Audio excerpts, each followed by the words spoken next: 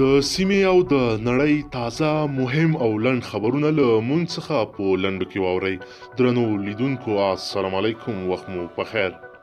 پاکستان د پاکستان له ساحلي ښار کراچۍ نه راولپنډۍ ته روان ریلګاډی کې د اور لګېدنې له کبله لږ تر لږه 4 مسافر وژل شوي دي. پیښه د پنجاب ایالات سویلي ښار رحیم یار خان ته نږدې شوې ده. پیښه کې 40 کسان ټپیان دي او چارواکي د وژل شویو کسانو شمیر د ډېرېدو اندېښنه څرګندوي. سعودي عربستان د سعودي عربستان په تاریخ کې په لومړي ځل د ښځو ریسلینګ ترسره کیږي. WW دا هم دا خبره تایید کړې ده. په دغه ریسلینګ کې به د WW ستوري ناتالیا د لیسی ایوانس سره مسابقه کوي او دا به د اکتوبر پر 11 نیټه ترسره کیږي. کونړ افغانستان د کونړ ولایتي شورا وایي او همدار راز د ډیورن پر کرښه پرته د نړۍ ولسوالۍ اوسیدونکي وایي د دې سیمې څخه باندې 1500 کورنۍ د پاکستاني ملیشو د بریدونو له ویرې له خپلو کورونو کډې شوي دي. د دې ولسوالۍ قومي مشران وایي په تیرو 2 ورځو کې 3 کلي له خلکو نه خالي شوي دي. بیا هم پاکستان پیښور کې 2 خويندو خپل پلار له دې کبله په ډزو وژلی دی چې یو ته یې د خپلې خوښې واده اجازه نه ورکوله. پولیسو دواړو خویندې نیولې دي او په لومړنیو پلټنو کې دوی پر خپل جرم اعتراف هم کړی دی. کابل یو ایرانی پناه غوښتونکي په کابل کې د نه خوړو اعتصاب کړی.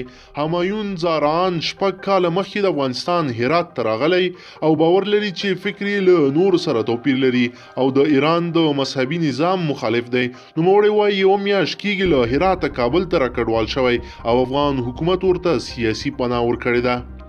پاکستان د پاکستان له لر او بره د مذهب پال سیاستوال مولانا فضل الرحمن په زرګونو پلویان به نن تر مازدیګر وروسته اسلام آباد ته ورسیږي چې د لومړي وزیر عمران خان د حکومت ضد دغه لاریون یې د روانې میاشتې پر 20 پیل کړی و. د پاکستان شاوخوا ټولو ګوندونو د مولانا فضل الرحمن دغه لاریون ملاتړ کړی چې وایي د لومړي وزیر عمران خان حکومت برانه سکوروي. ټویټر د ټویټر بنسټګر جیک ډورسي په خپل شخصي ټویټر پیغام کې لیکلي چې دې ادارې پریکړه کړې لدی وروسته په ټوله نړۍ کې د ټویټر پر دې خواله رسنۍ سیاسي اعلانونه بند کړي.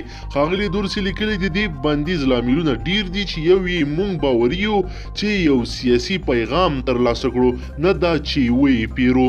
افغانستان بشري حقوقو د څار نړیوال سازمان په خپل نوي راپور کې وایي هغه افغان ځواکونه چې د CIA ملاتړ ورسره دی له بشري حقوقو جدي سرغړونه کړې او په عملیاتو کې ملکی وګړي په نښه کړي دي. په دې راپور کې د ولسو وګړو وژنې، صحرایي محاکمې یاد شوي او ان ځینو دا تیروتنې جنگي جرمونه بللي دي. امرالله صالح د ډاکټر محمد اشرف غنی په مشرۍ د دولت جوړونکي ټاکنیز ټیم لومړی مرستیال امرالله صالح وایي چې د دوی په حکومت کې به د جاسوسۍ، تروریزم او جنایي تحقیقاتو ضد ادارې تر ټولو باصلاحیته ادارې وي. عثمان کاکړ نامتو پښتون سیاستوال او د پاکستان د پارلمان غړی عثمان کاکړ ویلي دي چې پاکستان لا پیدا هم نه و چې دا زموږ خاوره وه او دلته مو ژوند کولو. نوموړي د پاکستان د نادره ادارې له لوري د بلوچستان یو سیاستوال حافظ حمدالله څخه د تابعیت اخیستل غندلي دي او ویلي دي چې پاکستان په دې مسله کې خپل ځان ټولې نړۍ ته وشرمولو. پیښور د ماشومانو جنسي تیري زیات شوي او هر ورځ 6 ماشومان د جنسي زورونو سره مخامخ کیږي. په دغه جنسي زورونو کې زیاتره اعتادان او د قرآن کریم قاریان ښکېل بلل شوي دي.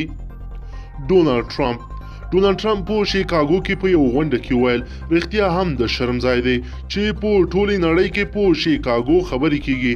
افغانستان د شیکاګو په پرتله ډیر امن دی. امریکا د دفاع وزارت خبر ورکړ چې 13 میاشت سپټمبر کې په افغانستان کې 1114 هوایي بریدونه کړي دي. مننه له توجه او د ویډیو لیدلو څخه.